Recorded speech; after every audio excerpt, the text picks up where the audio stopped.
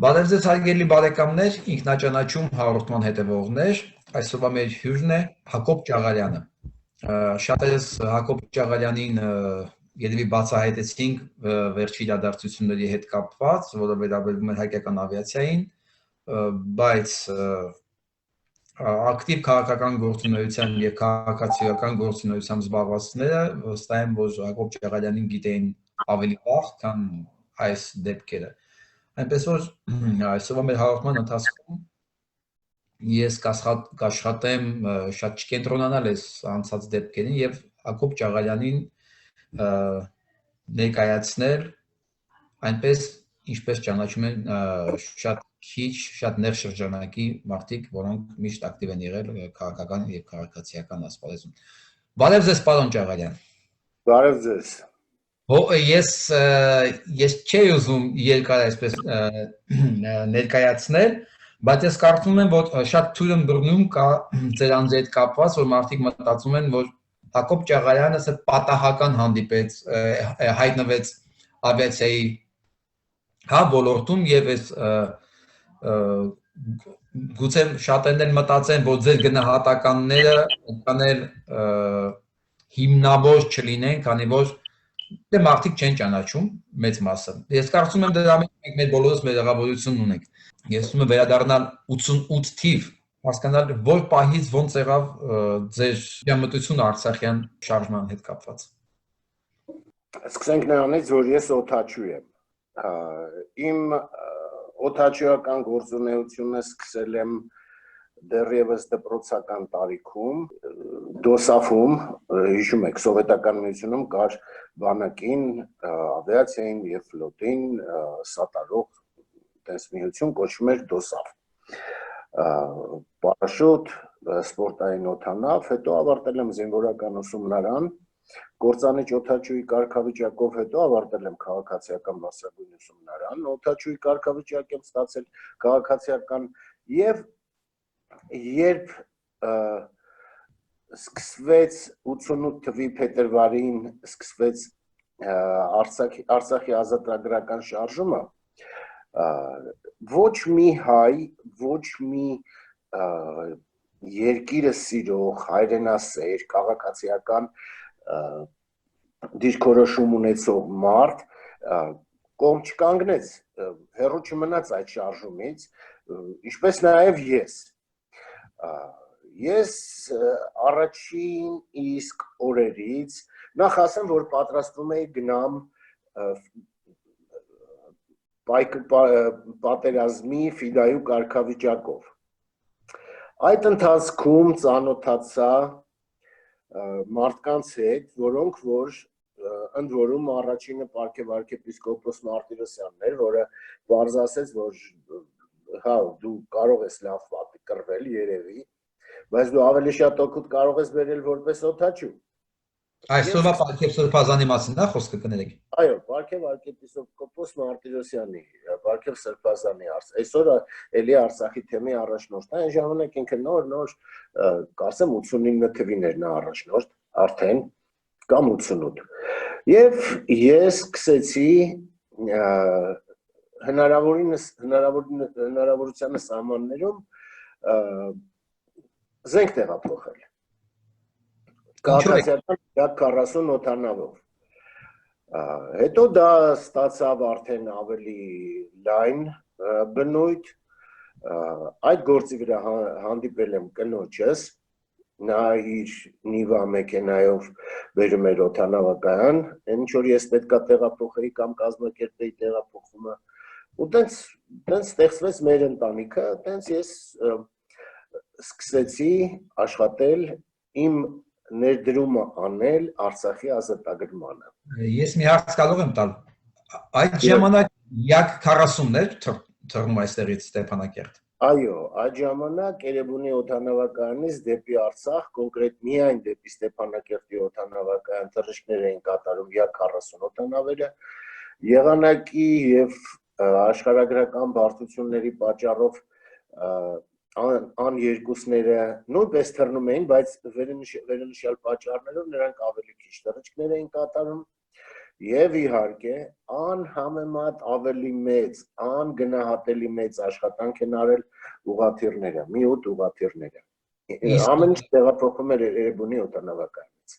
Մի հարց եմ ուզում տալ, բայց այդ ժամանակ այդ օդանավակայանները սպասարկվում էին զինվորականների կողմից, կարծեմ, չէ՞, սովետական չէ՞, մեր ոստիկանություններ, մեր միլիցիաներ։ Մեր ոստիկանությունն էր, մեր պետական անվտանգության կոմիտեի հայկական տարածքային ստորաբաժանումն էր, բայց նրանք մեր հետ մեծ խնդիրներ չէին սարքում։ Մենք հասկանում ենք ինչի մասին է խոսքը։ Ու իրանք աչքի էին փակում զենքի տեղափոխման վրա, կոպիտ ասած։ Շատ ժամանակ նույնիսկ օգնում էին, շատ հաճախ։ Շատ հաճախ, շատ լավ։ Իսկ դուք տեղյակ եք այդ զենքը որտեղից է գալիս, որտեղից է ստացվում այդ տեղափոխվող զենքը։ Տարբեր ճանապարհներով էր գալի այդ զենքը։ Ես իհարկե հիմա շատ բան չեմ ասի, բայց տարբեր տեղերից են գալի։ Այդ թվում նաև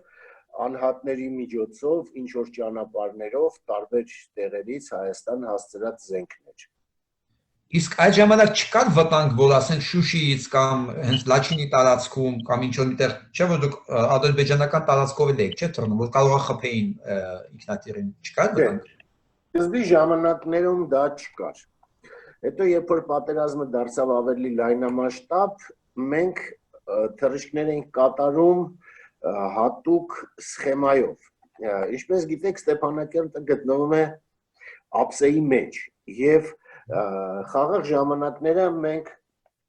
մեր թռիչքները կազմակերպում ենք այնպես, որ ոչ թե կազմակերպում ենք, այլ Ստեփանակերտ վայրեջքի սխեման ընենց էր, որ պետք է իսկ կողքի աղդամը, որը ընդամենը 25-30 կիլոմետր հեռավորության վրա է, գտնվում է հարթավայրում։ Մենք բարձրության վրա գնում էինք, իջնում էինք աղդամի վրա, պատտվում բարձրություն էինք կորցնում եւ ձորով մտնում էինք Ստեփանակերտ վայրեջք անելու։ Երբ պատերազմը ավելի լայնամասշտաբ դարձավ, մենք ուղղակի ուրիշ մեր սխեման էինք անում, որտեղ որ դուրս էինք ադրբեջանական ատոսապ զենքերի հասանելիությունից։ Էլի Յակ-40-ներ թռնում, թե արդեն ինքն ուղղաթիռով էիք գնում։ Յակ-40-ները, ես միայն Յակ-40-ի, ես պատերազմի սկզբից Յակ-40-ի հրամանատար եմ եղել։ Եվ մի բան ուզում եմ անպայման նշել, որ Էրեբունի օդանավակայանի ցանկացած մի անձնակազմ, ամեն անձնակազմ, անխտիր 800-ից 1200, 1300 թռիչք է կատարել Ստեփանակերտ։ Ընդհանուր հաշվով։ Ամեն մի անձնակազմ։ Քանի անձնակազմ այն ժամանակ մոտավորապես։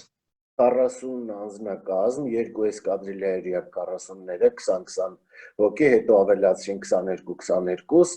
եւ օրեկան կատարում ենք ամեն օր կատարում ենք մոտավորապես գիտեք եղանակից էր կախված։ Այնտեղ հիմնականը եղանակն էր։ Օր եղել է մինչև 30 թռիչք կատարել ենք։ 30 թռիչք։ Մոտ 3 տարի օրը 1-2 թռիչք մենք ամեն մեկս կատարել ենք։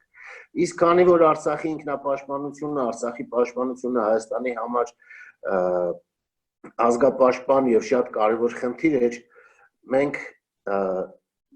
բոլոր նյութենական թռիչքները, ընդհանրապես բոլոր թռիչքները հետաձգվում էին, Ստեփանակերտ թռիչքներ կարելի է կատարել միայն օրվա լուսավոր ժամանակ։ Սկզբից կատարում էինք Ստեփանակերտի թռիչքները, հետո առավոտվա բանով չվացուցակով առավոտյան նախատեսված համամիութենական թռիչքներին էինք անցնում։ Այսինքն ցանկացած միութենական թռիչք, դե գիտեք, Յակ-40-ային ժամանակ միայն շատ կարճ ժամանակ Կիպրոս թռիչքներ կատարեց, շաբաթը 1-2 թռիչքեր, մնացած բոլոր թռիչքները այնտեղ Ստավրոպոլ, Մինվոդի, Սոչի, Կրասնոդար, Գրոզնի, Աստրախան, տարբեր բոլոր ուղղությունները կատարվում էին սկզբից Ստեփանակերտ Եվ երբ Ստեփանակերտի ժամը լրանում էր, երբ էլ հնարավոր չէ Ստեփանակերտ դեպի Ստեփանակերտ թռիչքներ կատարել, մենք նոր անցնում էինք մեր շվացակային թռիչքներին դեպի միութենական օդանավակայաններ։ Այդ ժամանակով էր կազմակերպում այդ թռիչքները, ով է պատասխանատուն։ Դա դեռ սովետ էր, չէ՞։ Որևէ նոր մեխանիզմ չկար, դա սովետական ընդունված մեխանիզմ էր եւ ստեղ որևէ մեկը Չէ, ես նկատում դեպի Արցախ, ով էր թռիչքները կարգավորում, ով էր այդ ամեն ինչին հետևում, զենքի մատակարարում եւ այլն թռիչքների կազմակերպում։ Այդ ժամանակ դեռևս սովետական միության ժամանակ գոյություն ուներ կենտրոնական դիսպեչերական ծառայություն, մենք այդ դիսպեչերական ծառայությունը, որը գտնվում էր Մոսկվայում, բայց տեղական թռիչքները, Ստեփանակերտը տեղական թռիչք էր, կատարվում էր անմիջական համաձայնության միջոցով, այսինքն մենք ուղղակի տեղյակ էինք պահում, flight plan էինք տալի, որ թռնում ենք ու թռանք, վերջ։ Չէ, ես նկատում քաղաքական մասը, չէ՞ որ ասենք ուղեղավոր չեք տեղափոխում, որ դա սովորական թռիչքներ էր։ Զենք եք տեղափոխում, այդ ամեն ինչ ով է կազմակերպում։ Ուղևորների հետ էինք տեղափոխում։ Սկզբից տեղափոխում էինք ուղևորների հետ, իսկ հետո, քանի որ գետնային ճանապարհ չկար, ստիպված էինք օրական բազմաթիվ թռիչքներ կատարել եւ այդ նույն օդանավով տեղափոխում էինք։ Իսկ հետո, երբ որ պատերազմը ավելի լայնամասշտաբ դարձավ, մենք հատուկ օդանավերի մեջից հանել էինք նստատեղերը եւ դրվում էին 4000 լիտրանոց փուչիկներ հատուկ ճամփորդական վառելիք տեղափոխելու համար եւ այդ տանկերի դիզ վառելիքը դրանով տեղափոխում ենք։ Ու միջև ոչ թիմները տենց ակտիվ մինչև 92 թիվը, երբ մենք գրավեցինք Շուշին եւ բացեցինք Լաչինի միջանցքը։ Դրանից հետո արտանավով տեղափոխելու կարիք չկար։ Նույնիսկ Շուշիի գրավման օրը մենք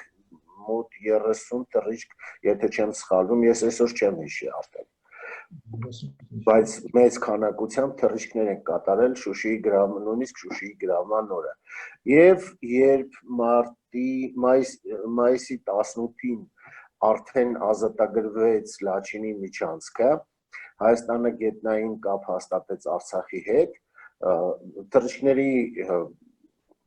անհրաժեշտությունը սպառվեցին։ Իսկ մի շրջան դուք արդեն անցաք բիզնեսի, ճիշտ եմ հիշում ձեր կենսը։ Այո, ես 89-ից 92 թվականներին ուսանել եմ Լենինգրադի, այն ժամանակ Լենինգրադի, այժմ Սանկտ Պետերբուրգի քաղաքացիական ավիացիայի ակադեմիայի թռիչքների անվտանգության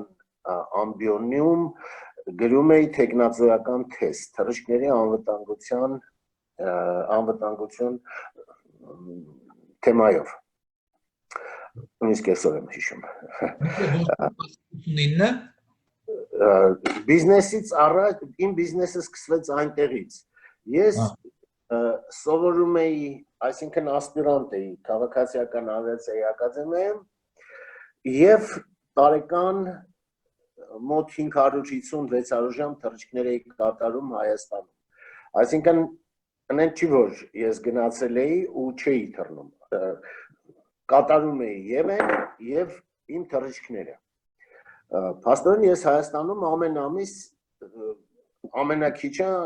ամեն ամիս 15 օր, ամենակիչը 15-20 օր Հայաստանում գործուղման եմ եղել։ Իսկ ամառը ամբողջ ամառ հանգիստ աշխատել եմ, որովհետև իմ դիսերտացիան գրած էր, մինչև իմ ընդունվելը։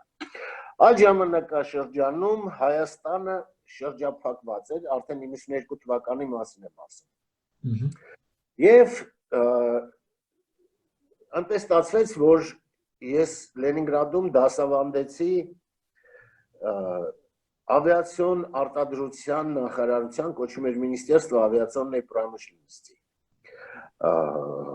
Ջոկատների հրամանատարներին թռիչքների անվտանգություն կարդացի։ Այնտեղ ես նրանց հետ ծանոթացա, անձնական կապեր ունեցանք, հասկացան, որ ես գործող օդաչու եմ առաջի կարգի եւ ասենց սկզբից մի տեսակ բան էին վերաբերում, էլի թե դու օդաչու ես, ինչի ես եկել ես ակադեմիան, ինչ ես ուզում դառնաս։ Սկես երբ որ ասացի որ ես գործող ամեն ամիս տրճող օտաչու եմ եւ այսքան թռիչքաժամ ունեմ եւ այսքան առաջի կարգի օտաչու էի արդեն եւ օտաչուրան հանգիչ էի եւ մարդկանց էի հրամանատար սարքել հա սրանք անմիջապես ինձ հարգեցին եւ այսպես ասած հարգեցին եւ սկսեցին առաջարկել իրենց հետ համագործակցել իրենց մոտ հյուր գնալ ձկնորսության եւ այլ եւ Այսպեսի մեկ ընդմեջ ես այդ օդանավերով, այդ ձեռնարկությունների օդանավերով ան 12-ով բեռներ էի տեղափոխում Ռուսաստանի տարածքում։ Մի 3-4 5 երևի թռիչք կատարել եմ եւ դրանցից մեկի ժամանակ ես այցելեցի Ուլյանովսկ։ Ուլյանովսկում այն ժամանակ գտնվում էր աշխարհի ամենամեծ ավիացիոն արտադրության կենտրոնը։ Դա մի ամբողջ քաղաք է։ Եվ այնտեղ տեսա մի օդանավ, անուտ, որի գոյության մասին ես արդեն մոռացել եմ, որտեղ այդ օդանավերը ոչ միտեղ չեն շահագործվում։ Ուսումնասիրեցի տվյալները, հասկացա, որ իր տարողունակությամբ, իր ծավալով եւ նավթի ծախսով Հայաստանին ամենապիտանի օդանավն է։ Ընդ որում նա կարող է վայրեջք կատարել Երևանի օդանավակայանում, այսինքն նրա վայրեջքային քաշը բավարարում էր։ Ուսումնասիրեցի եւ սկսեցի 92 թվականին ես սկսեցի մեկ օդանավով եւ տարվա վերջին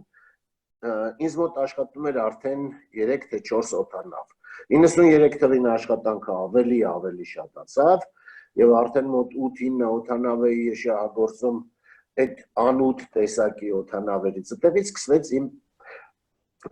ավիացիոն բիզնեսի գործունեությունը, բայց ամեն դեպքում ես իմ բիզնեսի ամբողջ ընթացքում բոլոր տարիներին պահել եմ իմ օդաչիական մասնագիտությունը, թռիչքներ եմ կատարել ինքս եւ երբ արդեն ստեղծվեց իմ ստեղծած ավիաընկերությունը Հայաստանի առաջին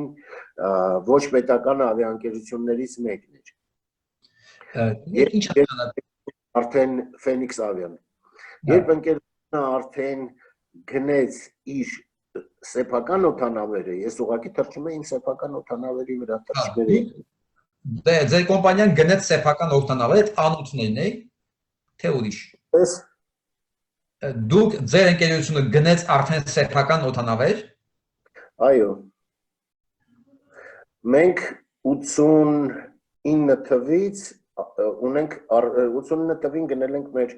առաջի սեփական ան 12 օդանավը,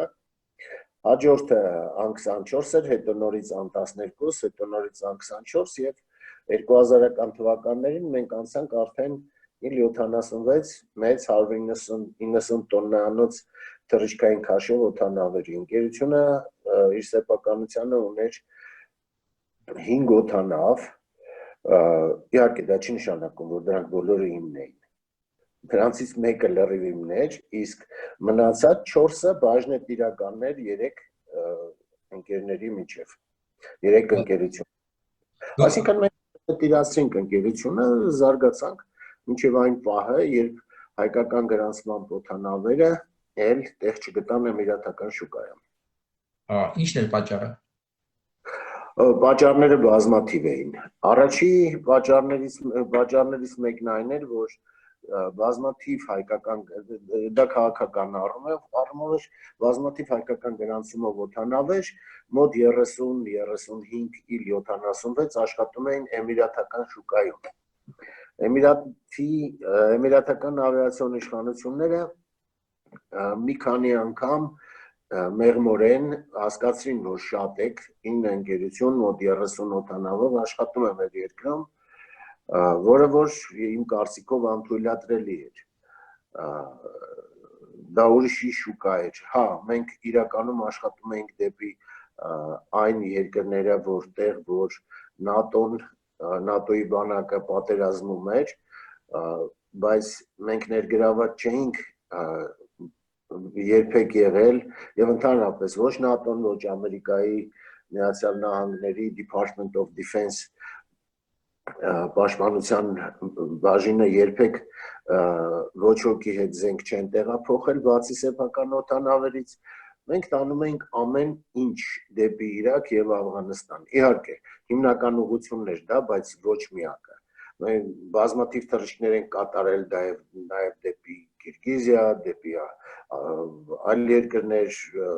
Հորդանան, ժամանակ Սիրիան պատերազմող չէր, դեպի Սիրիա, Եգիպտոս, Լիբիա, ամենտեղ թռել ենք, ամենտեղ, բայց մեր հիմնական ծանրաբեռնվածությունը գնում է դեպի Իրաք եւ Աֆղանստան։ Ինչ եք ամեն անգամ ասում, կար, անցած ժամանակով եք խոսում ձեր ընկերության մասին, չկա այլ ընկերությունը, չունեք այլ այդ բիզնեսը։ Այսպես ասեմ, 2013 թվականին Արմավիայի լուծարումից սնանք հայտարարվելուց հետո ես լծվեցի ավելի շատ ուշադրություն սկսեցի դարձնել Հայաստանում ավիացիայի վերականգնմանը։ 2013 թվականից մինչև 18 թիվը, մինչև Թավշյա հեղափոխությունը, ես մոտ 20 հարցազրույց եմ ունեցել, տարբեր դռներ եմ ծեծել, 2 վարչապետի հետ եմ հանդիպել, ծրագրեր եմ ներկայացրել, ընկերությունը կար, աշխատում էր։ Հիմա էլ կա եւ աշխատում է։ Ուղղակի երբ ինձ 2019 թվականին վարչապետ Փաշինյանը առաջարկեց իր խորհրդականի պաշտոնը, ես պետք է ընտրություն անեի, կամ մնամ բիզնեսում, կամ կառավարություն ավիացիա վերականգնելու համար։ Իմ գլխավոր նպատակը երկրի ավիացիան կազմավորելն է։ Ես բավականին կայացել եմ, վաստակել եմ, որ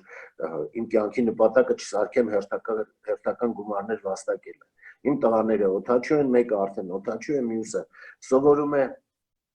բավարարված մարդը բավարարվում է այնքանով, ինչքանով որ ունի։ Ես փոխանցեցի իմ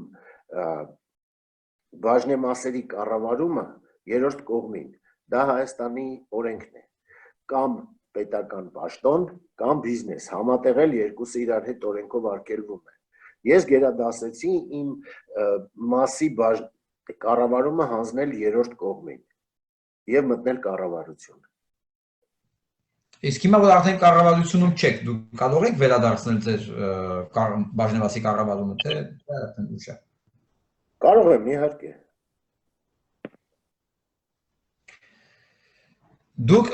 ասացիք, որ ձեր տղաները երկուսն էլ օդաչուներ են։ Հայաստանում մեկը արդեն կայացած, մյուսը դեռ սովորում է։ Այո, Հայաստանում հնարավոր է սովորել եւ դառնալ օդաչու։ Հիմա ոչ։ Նախկինում կար, վերջի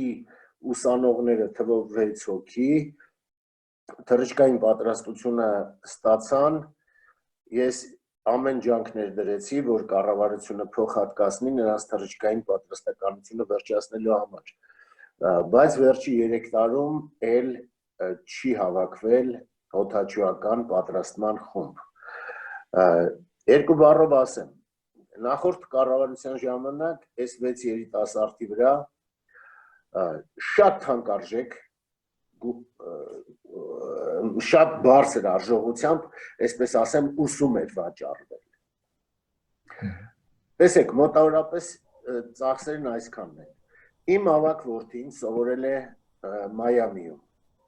Ամերիկայի Միացյալ Նահանգներում։ Ամբողջ կուրսը պարունակում է 265 թռիչքաժամ։ Իրա մոտ մի քիչ ավելի շատ է ստացվել, բոլորի մոտ է այդպես ստացվում, ասենք չեք ռեյդերի ստուգումների սպասելուց չեն սպասում, պետք է թռիչքներ կատարեն, եղանակ ալնում, այս ալնում են ալնում, մի խոսքով։ Նա ես 265 թռիչքաժամը իմ տղայի ուսման 265 թռիչքաժամը, ընդ որում նա 4 էտապ է անցել, մասնավոր օդաչու, գործիքներով թռչող օդաչու, կոմերցիոն օդաչու եւ բազմաշարժիչ օդանավի վրա թռչող օդաչու, դա իր ստուգումներով դա 265 ժամ է եւ քննություններով ամեն ինչով։ Դրա արժեքը կազմում է մոտավորապես $33,000։ Երկրորդ որդիս ամբողջ կուրսը թե մեկ տարին։ Ամբողջ կուրսը, ստեղ տարով չի, թռիչքաժամը ռեյտինգով է։ Okay. Երկրորդ որդիս, որ հիմա Օստինում է սովորում, մոտավորապես այդքան է, 35-37,000 դոլար։ Ուրեմն այն ժամանակվա վարչակարգը 1 միլիոն դոլար 6 հոգու վրա դուրս էր գրել։ Եվ նրանց դեռ ամեն մեկին մնացել էր մոտավորապես 60-65 թռիչքաժամ։ Ոչ, կներեք, մոտ 40-35-40 թռիչքաժամ։ Այսինքն 6 հոգուն մնացել էր 205 ժամ թռնելու։ 6 հոգուն։ Այսինքն այդ 6 հոգուն 255 ժամը դեռ չտված ուղիղ $1 միլիոն պետության գրպանից գնացել էր դրանց այդ կարգավիճակին հասցնելու համար։ Ես հաշվարկեցի, ինչպես կարելի է չկորցնել այդ $1 միլիոն, ինչ արժեքով կարելի է այդ 200 ժամը ավարտել, ստացվեց մոտ $70,000-72,000 սահմաններում կարելի է այդ 200 ժամը թռնել, կառավարությունը դուրս գրեց $90,000-95,000 եւ այդ գործը ավարտվեց։ Իսկ հասկացա, եթե թռիչքաժամը 1 հոգու համար մոտավորապես Ամերիկայի ստանդարտներով 35 կամ գցենք 40,000, հա 40,000 ամերիկյան դոլար։ 6 հոգու համար ոնց կարող է Հայաստանում դա արժանա 1 միլիոն ու կիսատ մնա։ Այդպես 6 հոգու համար $1 միլիոն փող էին ծախսել, 475 միլիոն դրամ ծախսվել էր նրանց վրա։ Ընդ որում նրանք թռել էին ոչ թե Միացյալ Նահանգների նախատեսած 265 թռիչքաժամը, այլ թռել էին մոտավորապես 130-140 թռիչքաժամ, ամեն մեկը։ Ում է տրվել այդ գումարը։ Ես չեմ ասի հիմա դրա մասին, որովհետև հետաքննություն է գնում եւ կա դրա հետաքննություն է։ Ավել ինֆորմացիա չեմ կարող տալ, որովհետև դա արդեն իմ իրավասություններից դուրս է։ Ինչպես։ Հալուցված քրեական գործ կա։ Այո։ Շատ լավ։ Հիմա փաստորեն ուդանով վերջացավ, Հայաստանում էլ հնարավոր չի օդաչու պատրաստել։ Բայց Հայաստանում սեփական ավիափոխադրողներ համարյա չկան, ում համար պատրաստեն։ Պետական գումարներով այնտեղ այդ ուսումնական կենտրոնում ընդունում էին 5-6 հոգի հայկական բանակում ծառայությունն ավարտած երիտասարդների։ Հիմա եթե ավիաընկերությունները դրա կարիքը չունեն, ում համար պատրաստեն։ Հայկական կառավարական գումարներով պետական բյուջեից պատրաստեն օդանավներ, որոնք որ պետք է լքեն Հայաստանը։ Այսօր կան մոտ 150 հայ օդաչուներ, ազգությամբ հայ օդաչուներ, աշխարհի տարբեր երկրներում աշխատող, որոնք որ ցանկացած ժամանակ պատրաստ են վերադառնալու ընկերություն լինելու դեպքում։ Այ երբ որ վերջի ես համոզված եմ, որ ինձ կհաջողվի տեղ հասցնել այն գաղափարը, որ Հայաստանը լինելով երկու կողմից հակառակորդ պետություններով շրջապատված եւ մյուս երկու կողմից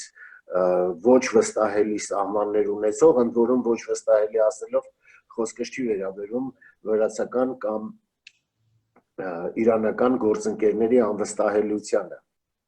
Նրանց սահմաններն են անվստահելի, որովհետեւ Վրաստանը խնդիրներ ունի Ռուսաստանի հետ, անշուտ Ռուսաստանը խնդիրներ ունի Վրաստանի հետ եւ ամբողջ աշխարհը խնդիրներ ունի Իրանի հետ։ Այսինքն այդ սահմանները կարող են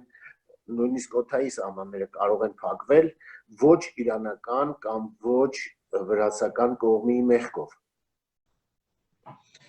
Պարոն Ջաղալյան, հիմա փաստորեն ձեր տղաները արդեն մեկ օդաչու է, մյուսները սա կավարտի կվերադառնա Հայաստան, հուսով եմ։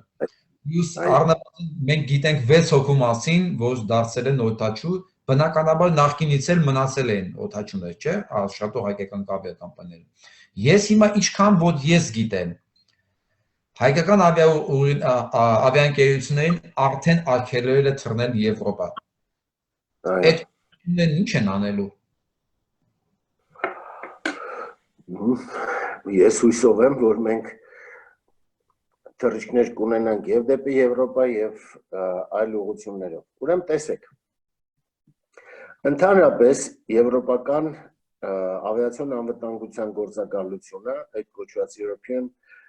Aviation Safety Agency, EASA, նրանք արգելել են պետությանը, այսինքն ոչ թե արգելել են, այլ արգելել են մեր պետությունում գրանցված օդանավերին պետությունը ներկայացնող կազմակերպության քաղաքացիական ավիացիայի կոմիտեի վատ աշխատանքի պատճառով։ Բայց աշխարհում շատ են այդպիսի օրինակները, ինչպես նաև Եվրոպայում, որ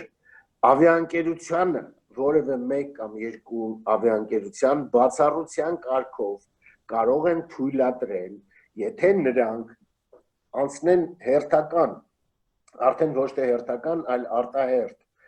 սեփական աուդիտը եւ ապացուցեն, որ իրենք են համապատասխանում եվրոպական անվտանգության պահանջներին,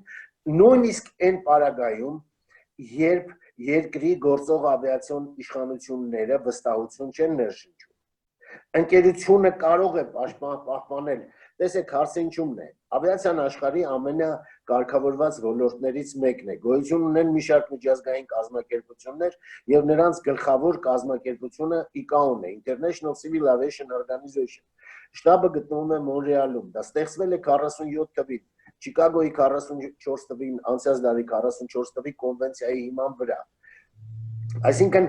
ամբողջ աշխարհի պետությունների ստանդարտները մշակվում են այնտեղ, այնտեղ կան բոլոր երկրների ներկայացուցիչներ։ Եվ այդ ստանդարտները պետք է կատարել։ Այնտեղ օրենքները մշակվում են եւ ավիացիոն իշխանությունների կտրվածքով եւ ավիաընկերությունների պարտադիր պահանջների կտրվածքով։ Հիմա ավիաընկերությունը մեղք չունի, որ իր երկրի ավիացիոն իշխանությունները անպիտան են։ Ինքը պատրաստ է, ինքը կատարում է այդ պահանջները միջազգային քաղաքացիական ավիացիայի կազմակերպության, կատարում է ավիացիոն տրանսպորտի միջազգային կազմակերպության պահանջները, կատարում է եվրոպական ավիացիոն անվտանգության գործակալության պահանջները։ Ընկերությանը առանձնակի թույլտվություն են տալիս այն դեպքում, երբ ավիացիոն իշխանություններին վստահություն չունեն։ Այդպիսի օրինակներ շատ են եղել, օրինակ 2005 թվին Ղազախստանը ներգրավվեց EASA-ի սև ցուցակում, բայց Air Astana ընկերությունը անցնելով միջազգային ստանդարտներին համապատասխան աուդիտ, Air Astana-ն ոչ մի սահմանափակում չուներ։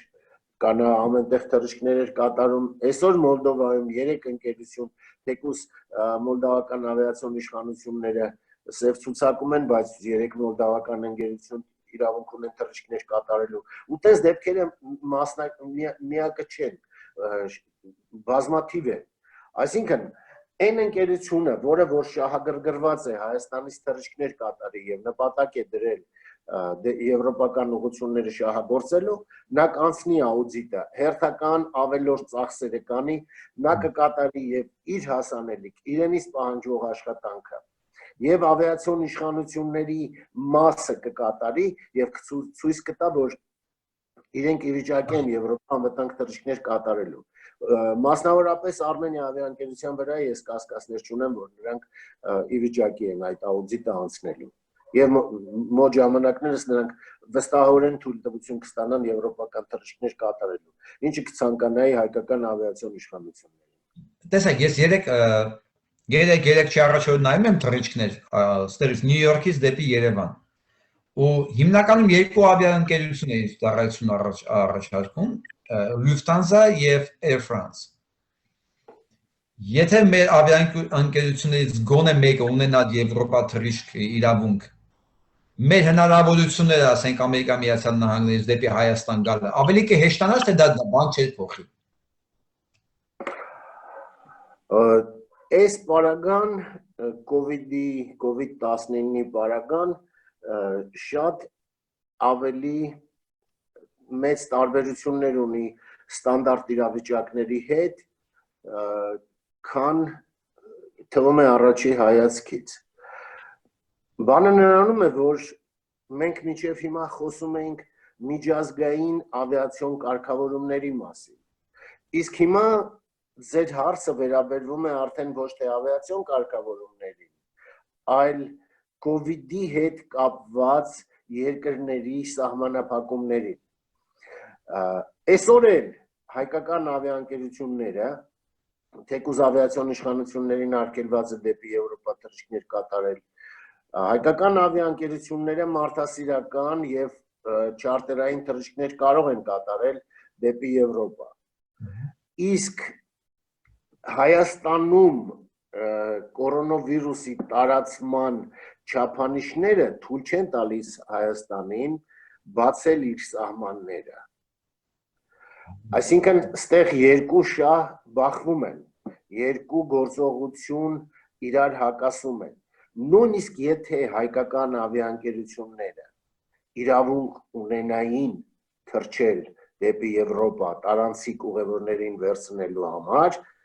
մենք չենք կարող դա անել Հայաստանում տիրող իրավիճակի COVID-19 իրավիճակի պատճառով։ Պարոն Ջարալյան, արդեն ասացիք, որ մոտ 150 հայկական օդաչու կա տարբեր երկրներում աշխատող։ Այո, ոչ պակաս։ Օրինակ, դե մի մասը բնականաբար կուզենա վերադառնա, մի մասը գերադասի մնալ աշխատել, որտեղ որ աշխատում է, իսկ Հայաստանում մոտավորապես քանի օդաչու է պետք ունենալ, որ ասենք տեղական ավիաուղիները կարողանան գոնե կեսը թռիչքների ապահովեն։ Ես արել եմ հաշվարկ, մոտակա 5-7 տարում Հայաստանը կարիք ունի 12-ից 15 օդանավի։ Իմ հաշվարկները արվել են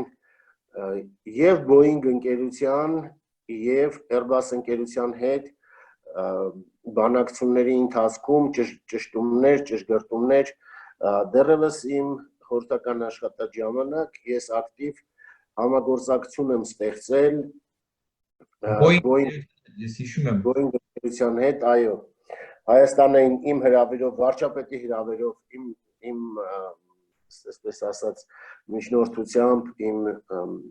ծրագրերով, վարչապետի հրավերով Հայաստանը ժամանել Boeing ընկերության պատվիրակությունը, փոխնախագահ Ռիչարդ Մյուլենբեկի գլխավորությամբ պատվիրակության կազմում էր մեր հայրենակից Մեհեր Պապյանը, որը Boeing-ում ունի շատ բարձր կարգավիճակ, այսօր նա Boeing Capital-ի գլխավոր տնօրենն է, Ամստերդամում է, ամբողջ այս տարածաշրջանի ֆինանսավորողն է։ Դրանից հետո նախագահ Արմեն Սարգսյանի միջնորդությամբ եւ աջակցությամբ բանակցություններ սկսեցի Airbus ընկերության հետ, այնտեղ նույնպես ներկայացված է ծրագիրը, իհարկե դա կոմերցիոն գաղտնիք է, ես շատ բան ասել չեմ կարող եմ ասել, որ եւ Boeing-ի եւ Airbus-ի հետ հաշվարկներով Հայաստանին մոտակա 5-7 տարում կարող է համապատասխան աշխատանք կատարելու դեպքում, համապատասխան իրավական կարգավորումները ապահովելու դեպքում, երբ Հայաստանի կառավարությունը իր իրավունքների սահմաններում ամեն ինչ անի սեփական փոխադրողներին, սեփական շուկայում հավասար մուտքային պայմաններ ապահովելու համար, իսկ մեր հիմնական խնդիրը դա է։ Մեզ կարիք կունենանք 12-ից 14-15 միջին մեծության narrow body օդանավ։ Դա Airbus 220, 320, Boeing 737, մոտավորապես այդ տիպի օդանավերն են։ Բայց ես նորից վերադառնամ նրան, որ քաղաքացիական ավիացիան դա լոկալ ոլորտ չի։ Աշխարհի շատ ընկերություններ եւ շատ օդանավականներ զարգանում են առանցիկ փոխանցումներ կատարելով։ Բոլորն ասում են Էմիրատներում նավթ կա։ Այո, կա։ Նավթը Էմիրատների համախառն արտադրության արդյունքում կազմում է 13-14%։ Նրանք իրենց նավթի հաշվին չեն զարգանում, այլ ճիշտ շուկան կարգավորելու։ Նրանք թռիչքներ են կատարում Ավստրալիայից Էմիրատներով Եվրոպա, Էմիրատներից Եվրոպայով Ամերիկա, Ավստրալիայից Էմիրատներով Եվրոպայով Ամերիկա։ Դա ծրագրավորած դինամիկ զարգացման ուղի է։ Թուրքիան էլ հո նավթ չունի, բայց ունի հզոր զարգացած ավիացիա։ Մալթան էլ նավթ չունի,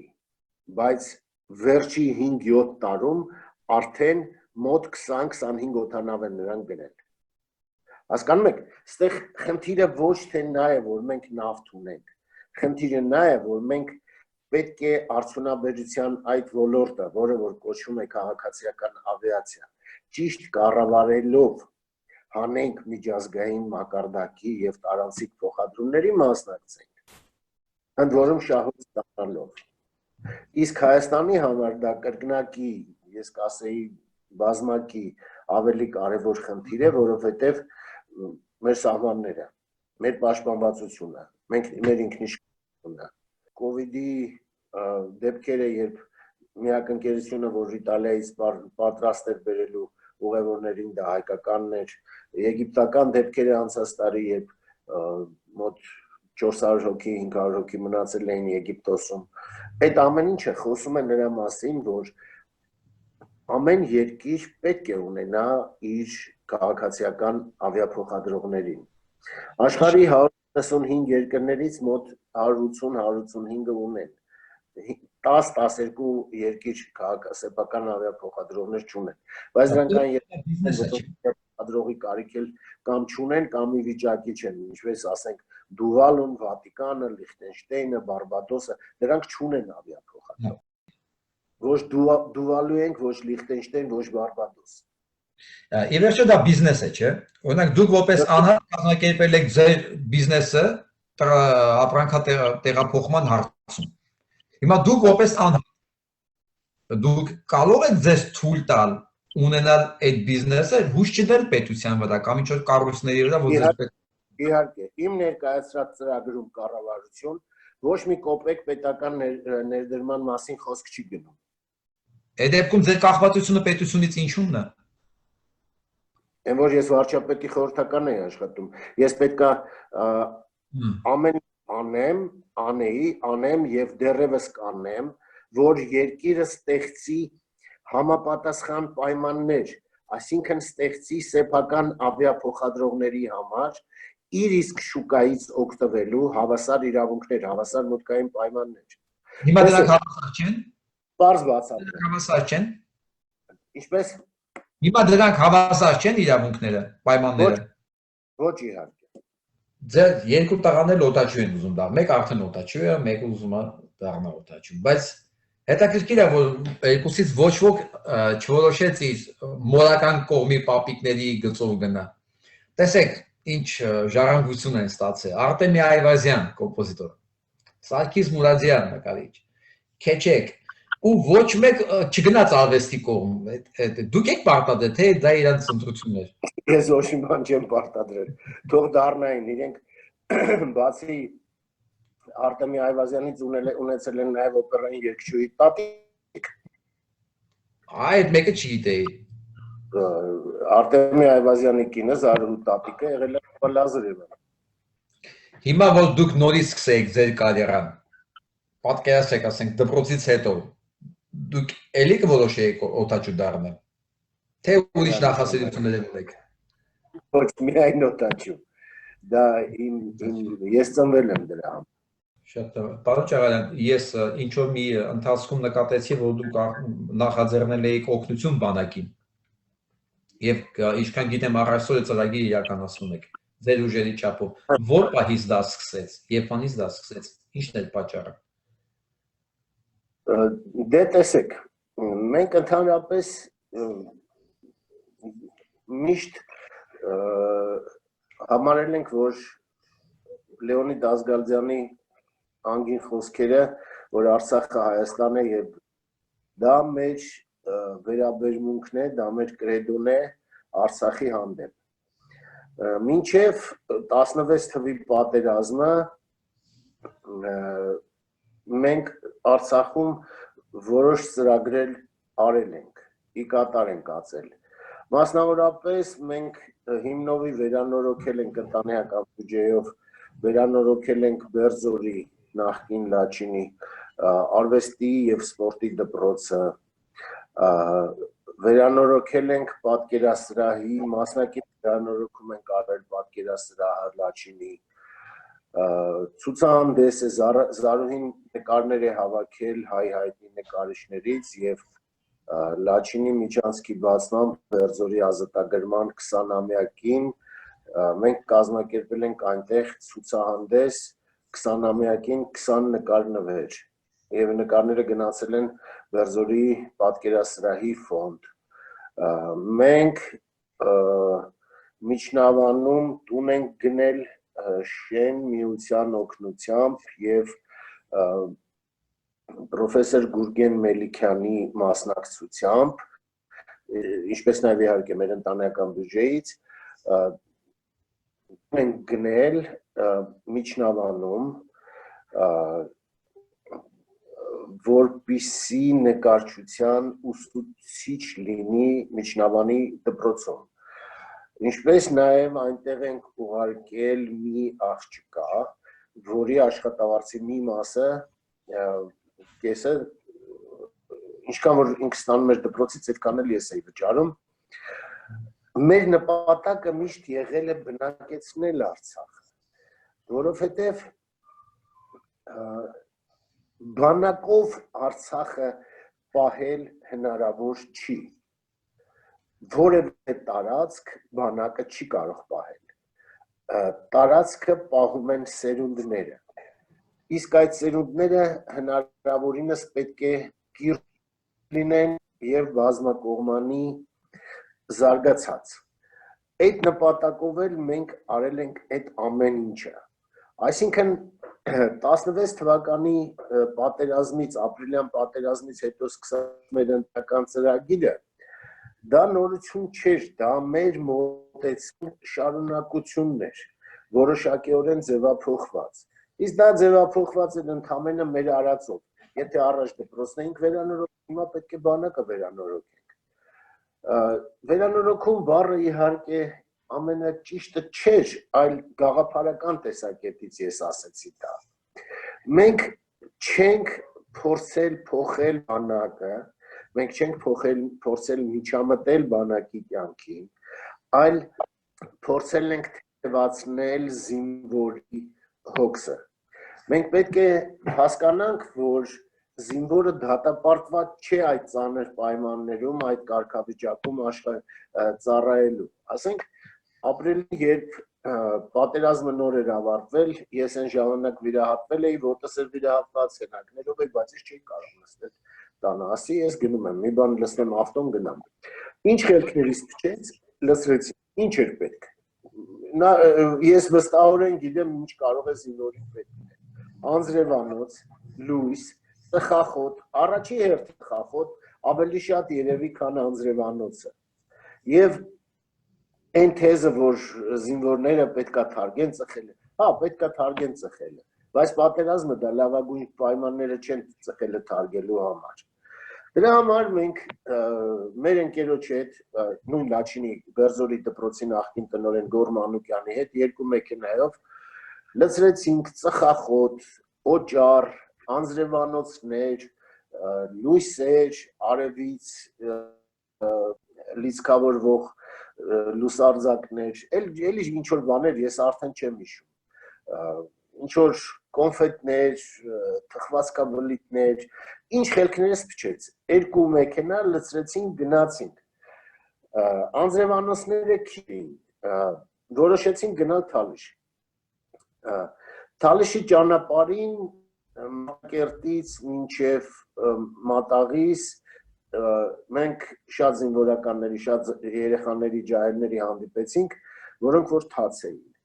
Ապրիլ ամիսներ, ապրիլի վերջներ, բայց շատ անձրևոտ էր։ Նրանք բուշլատով էին տակ եւ թաց բուշլատով էին։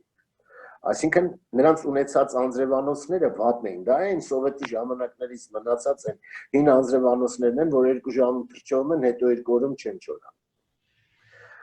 Մենք որոշեցինք, որ առաջի բանը, որ պետք է զինվորների համար անել, դա անձրևանոցներ տանելն է։ Եվ վերադառնալով Կիրակի օրը, չեմ հիշում, ապրիլի 20-ի կողմերն էր, 20, 21, 18, այտենց։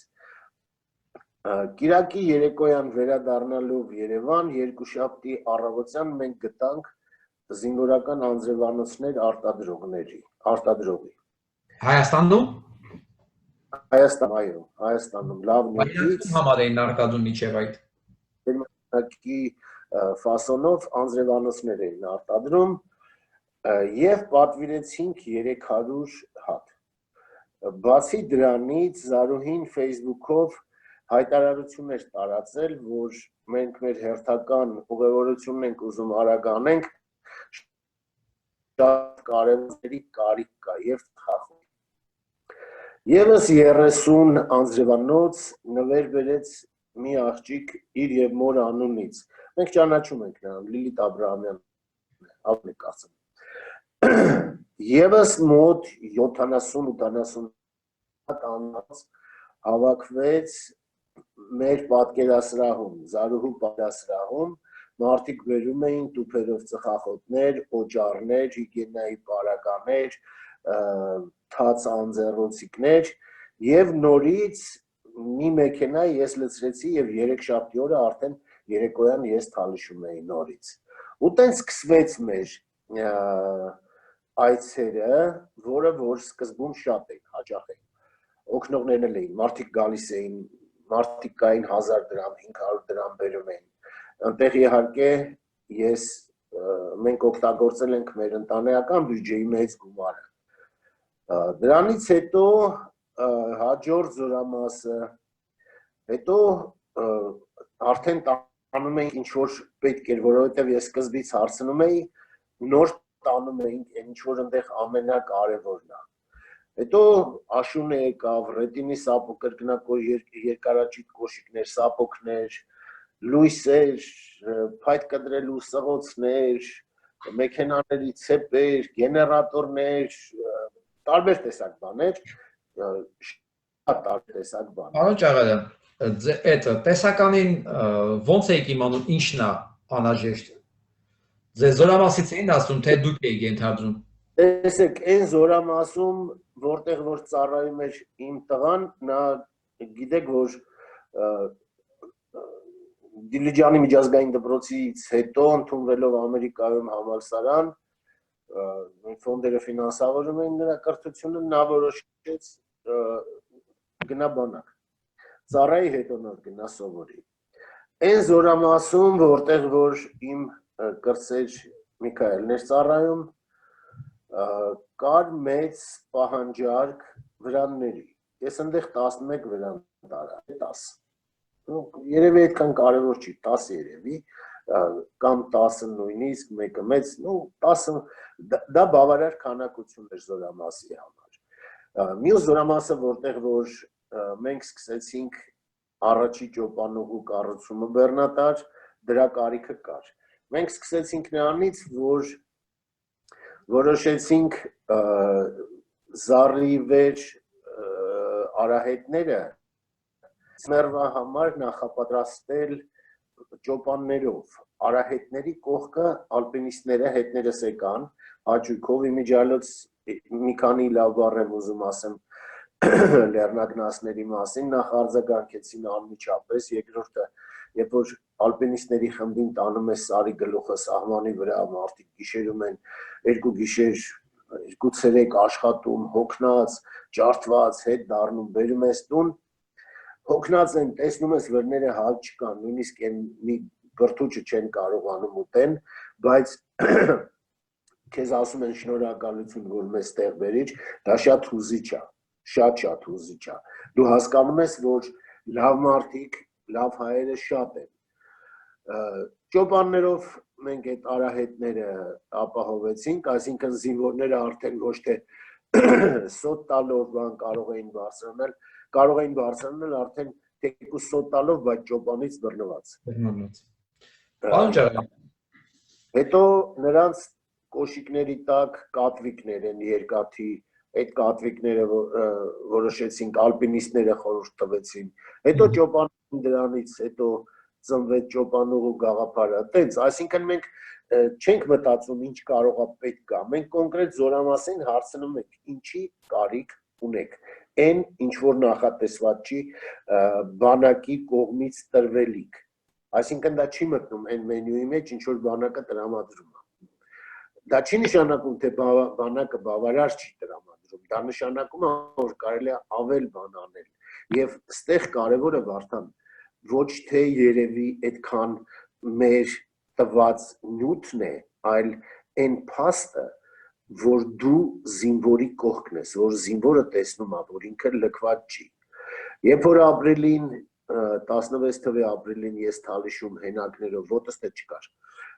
հենակներով գնացի Թալիշ եւ հասա պոստերը բաժանելու այդ պլաշները, ինձ հարցնում եմ, ասեմ, տղեկ ջան, ինչի կարիք ունեք։ Ասին հոպար, դե դու ես վիճակով, որ ստեսել ինչի կարիք կարանք ունենանք։ Էդ է մեր կարիքը։ Դա էդ է, այսինքն մենք նոր բան չենք հնարել, մենք շարունակել ենք անել այն, ինչ որ արել ենք մեր ամբողջ կյանքում։ Պարոն Ջաղալյան, ինչը դուք եք անում շատ լավ է, արտակարգ, հոյակապ, բայց դրա համար կա պետություն, որը ունի բյուջե, որը դրան կոչված է ի վերջո։ Մենք այդ ժամանակ հիշում եք շարժում սկսել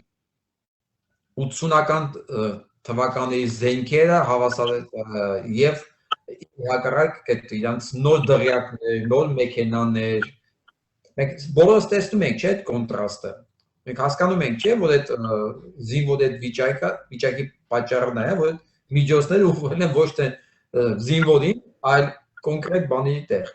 Դուք այս փոփոխությունները որ եղավ 18 թվականին։ Դուք շատ լավ տեսնում եք բանակի վիճակը, մենք բոլորս լավ հասկանում ենք այդ թալանի մասշտաբները տեսնում ենք արդեն, չէ՞։